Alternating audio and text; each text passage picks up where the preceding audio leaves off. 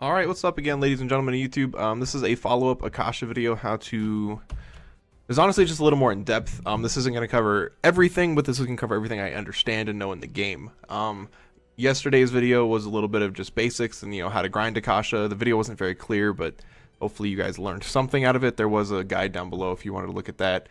I also discussed the basics of like what to look for with Akasha, what's good, what isn't for the most part. But I'm going to kind of follow up on that, and I'm also going to touch on how to craft Akasha, how to level up Akasha, and how to upgrade your Akasha. So starting out, a lot of people get a quest in the first town that they actually just don't understand, and it's for, you talk to Tommy, I can't remember the name of it to be honest with you, but you get a star card and a little wrench, and all you have to do in order to finish that quest is come up and talk to the Akasha lady, and you're going to do something that says add, and you'll find Tommy, and you'll have all the components to make this, right? And you add it. It's actually free because it's a starter Akasha card, and they give it to you 100% free. And it allows you to just get a free Akasha card, and then they're trying to introduce you to crafting Akasha. So that being said, I have a couple of components. They're called Akasha record pieces. So I have this one right here. This is for SO1. It's the Akasha record known as Knocking Knees. So we're going to check it out, see what it gives. On suffering damage, there's a 5% probability you gain 10% soul force. Okay, cool. We'll take it just because I'm actually about to do some fusing here in a second to show you guys some more stuff. Oops. I was just hoping that would make it close faster. It did not. We also have round shoe ornament, which is Infirings. I can't spell or speak today. Infirings. On a direct hit, there's 10% probability you gain attack speed and move speed for 3 seconds. This is actually a pretty good card. There's a better version of this for attack speed, and it's called... Oh man, what is it? So Infirings, pretty good card. I'm actually going to craft it because it's pretty useful. I need an attack speed card anyway. There's a card that gives higher percent attack speed with no movement speed, but it's okay. I'll take it for now. It's something to fill a void. This is for King Wyanagans, but I already have him, so I'm not too worried about it. So that's just the basic how to craft. You get you need a star card in order to do this, so hopefully you guys get a little more familiar with getting star cards. You can get these out of the little loot boxes at the end of any district. You can also get them from, I believe Steel Graves drops them, and I also know you can get them from the Gruten. So it's one way to do it. In regards to fusing, which is how you get XP for your cards. So let's say I wanted to level... None of these cards are... Actually, no, we just talked about how Infiniring's not terrible. So, in order to get XP for this card, I would be dragging in old cards, right? The Gruten card is built for XP. So, this card that you like makes no sense, that gives no abilities, it gives bonus XP. So, we're going to throw all these in here. It's not quite enough to level my card, but that's okay. It's just a kind of proof of point. This is how you get XP on your card. Once this hits 100%, what we would do normally is come in here to the add section again, and then you see Hell's Vortex. Once this hits 100% XP, we would get a Nebula card, and then you would upgrade this card. So instead of being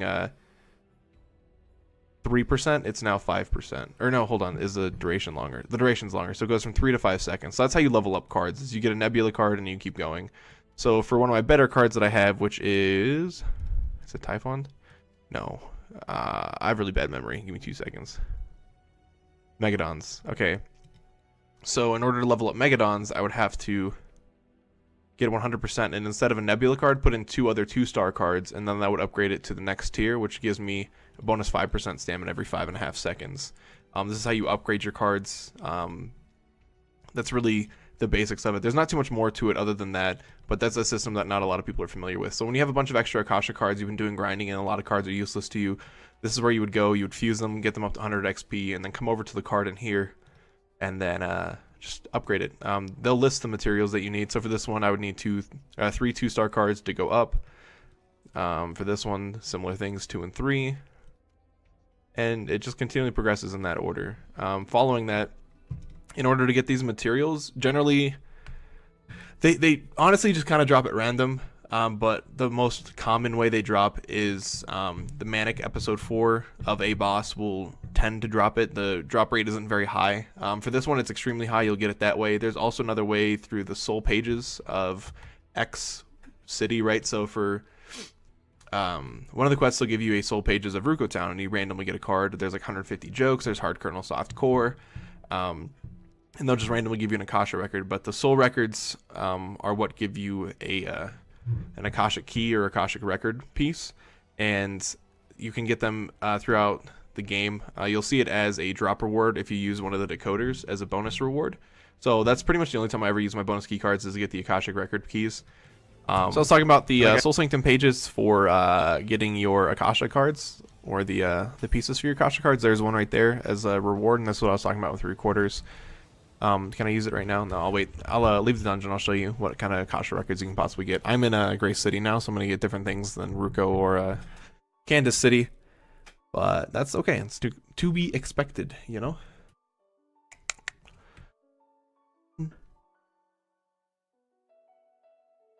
And just to throw this in there, if you guys ever have any questions or concerns or want to help support a dream, be sure to check out the Twitch channel that I'm going to link down below in the description of this video. Every little bit really does help. Yeah, let's open this and just see what we get just for reference here. Ooh, no, do not want to discard. Let's use.